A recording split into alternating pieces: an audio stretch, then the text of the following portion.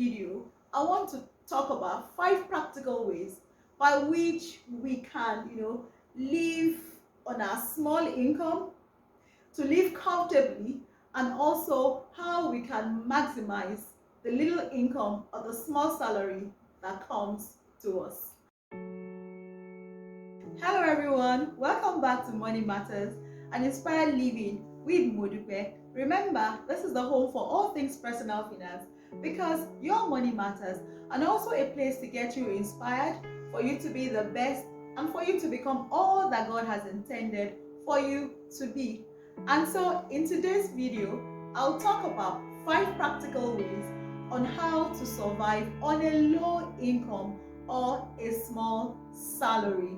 Yes, we know that in today's world, in today's economy, it is practically impossible for anyone living on a low salary, on a low income, to survive financially.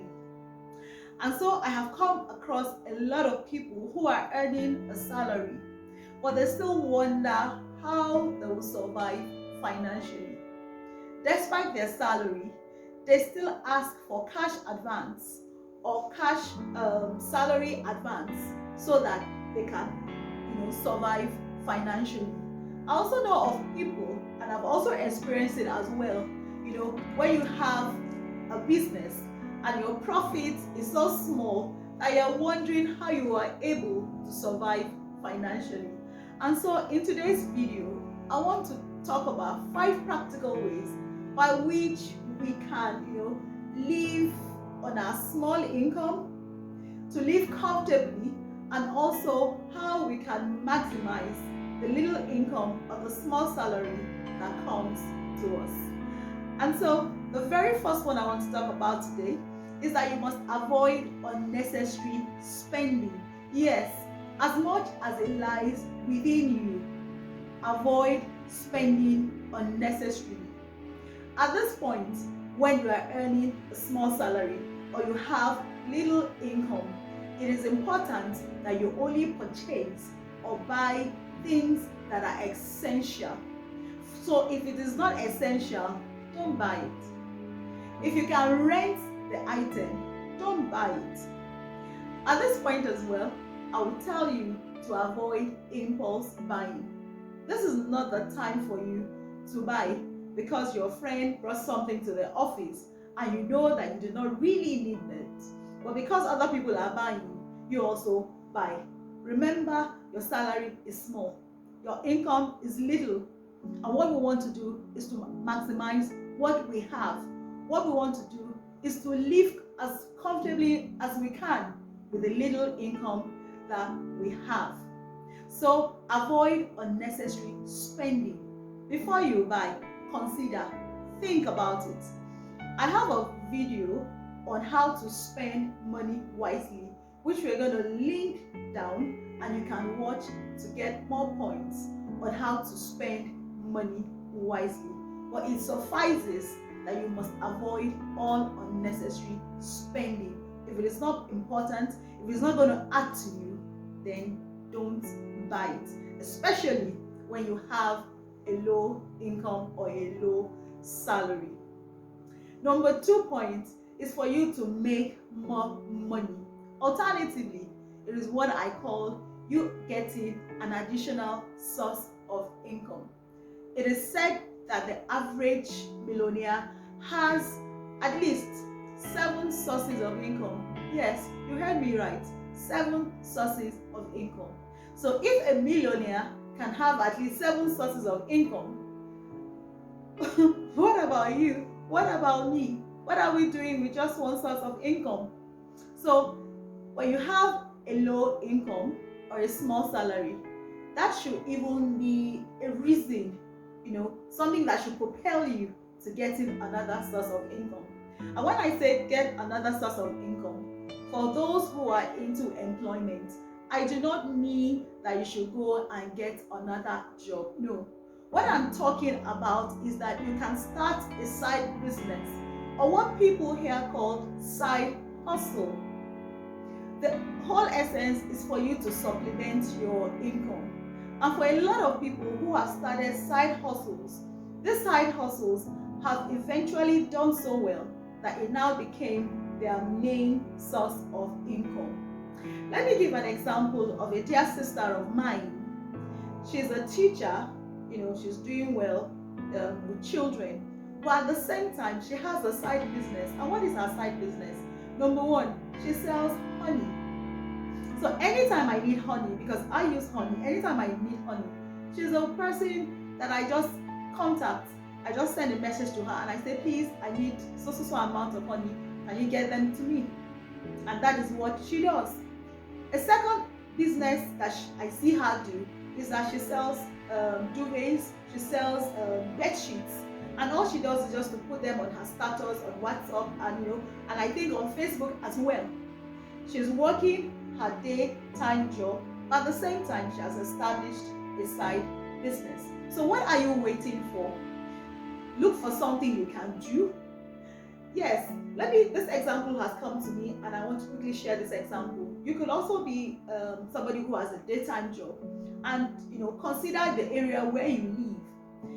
There is no one, especially here in Nigeria, that does not grind something. We either grind pepper for our stew, or we grind beans for our akara, what we call akara, or for our moi moi here in Nigeria. So there is nobody that does not grind. So what can you do? You can decide to buy a grinding machine and have it in your compound. And when people around your area, your neighborhood, know that this is what you do, whenever you come back from work, you can decide that what you will do, that every weekday, anytime from 6 o'clock, you start grinding. You bring out your grinding machine and you grind. And then on weekends, especially on Saturdays, it is out from morning until evening. It is a good source of income.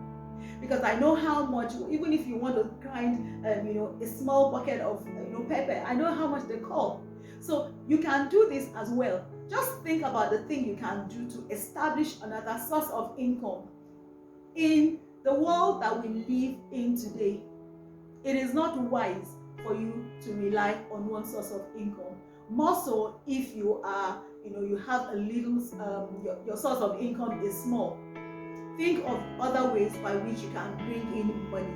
If you know how to make hair, you can make hair over the weekend. If you have a regular job, just think of what you can do and start doing it. So number 3 point for me today is that you should think of any assets that you have available.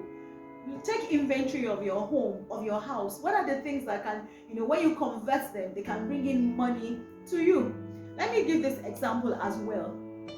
If, for instance, you live in a neighborhood where electricity is a major problem, which it is in some parts of the cities here in Nigeria, and then you have a freezer where you just have a little thing in it, why don't you consider turning that freezer into a money-making machine? You can decide to sell ice block.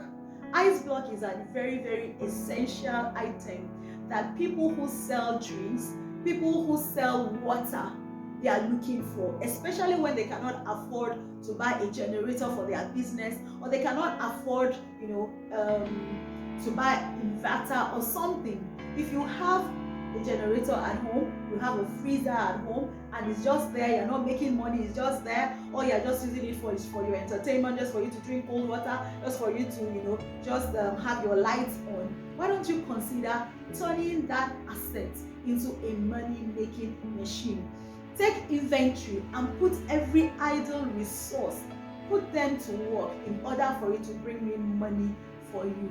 You can just during the weekend, if you're a person that goes out to work, walk around your neighborhood, see what is needed, see what is sought after, and if you are able to provide that thing, start providing.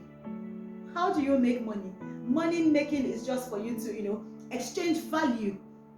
Once there is a value, once there is a need to be met, people will definitely part with their money. So start thinking, take inventory, things in my house that I'm not making use of, but that can bring in money for me. Today, as you watch this video, start thinking and start putting these things in place. My number 4 point is what I call trade by barter. And this is simply, exchange of services or exchange of goods, it doesn't involve money. Let me share this story with us. I have a senior colleague who is in his late 70s, and he once told me this story that in his younger days he was into practice, and he had a client, in fact a family, who had so much property, they had so much land, and he was asked to draft some agreements for them, and they had some issues as well, some land issues, which he had to represent that family. He realized that the family was not able to pay him money. So the agreement between that family and this lawyer was that for anything that they did, anything they asked him to do, for any service he provided, for any court case he appeared, for any land issues, that disputes that he helped them to resolve, anything that had to do, any legal matter that that he handled for them as it related to the property, to the land, what they decided to do was to pay him not in money, but they paid him in land. So they calculated it, if all he did came to about, as at that time, came to about 100,000 naira or 500,000 naira, they didn't have the money to pay. So what they did was they converted that money into land. So they paid him in land. Yes, that was what happened. That is trade by barter. The family didn't have money, but they paid him in land, and he was able to also do that job for them as a lawyer. Eventually, he was able to have an estate, and then he sold the land that was given for him for free for the job that he did. He was able to now sell to other people, and then he had an estate. This is simply what we call trade by barter. It is not every time that you will have money to pay. So you can ask the person whom you want to get a service for, okay, you don't have the money to pay, but I can do this job for you. I have this skill. Can I give this skill in exchange for what I want? It is not all the time that you will always pay somebody back with money. So you can ask, what do I have that I can exchange with? This will not only save you money, but it is also a way, number one, to reduce your expenses, and number two, for you to cultivate or develop a relationship. Trade by barter. This is very, very important. Anytime you need something and you don't have the money, ask yourself, do I have a service? Do I have something I can give in exchange for what I want? It is a very good way for those who are living, on a low salary or a low income, to make payments. It is you giving value for value, rather than you giving value for money. Yes. So the truth of the matter is that there are so many people around who cannot afford to pay you, but can pay you back in service. For instance, whenever I'm doing my YouTube, I always require the service of my daughter or my son, for what I do. And rather than giving them money, I will tell them that, okay, maybe I'll give you this. And, it's a barter.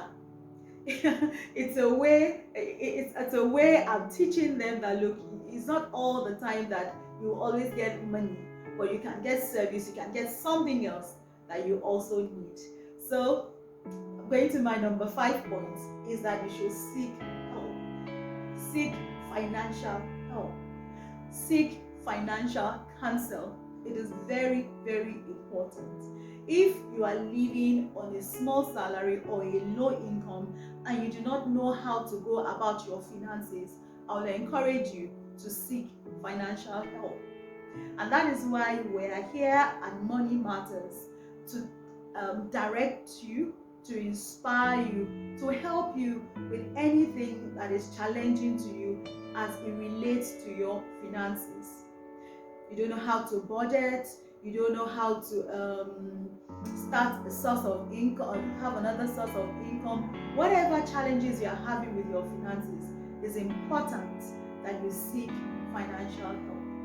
If you are in a challenge, or you want to know how to reach financial independence, or anything that will help you, to live comfortably, to live a better life financially, then I will encourage that you speak to a financial coach or a financial person.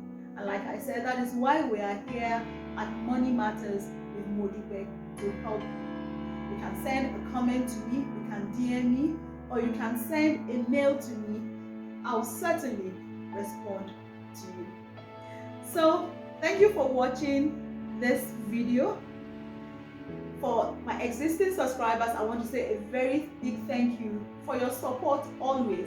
If this is the very first time of you watching any of my videos, please subscribe to my channel, press on the notification button so that anytime I do a video, you will be informed. I would also like to hear from you. Please like my video, share to your friends.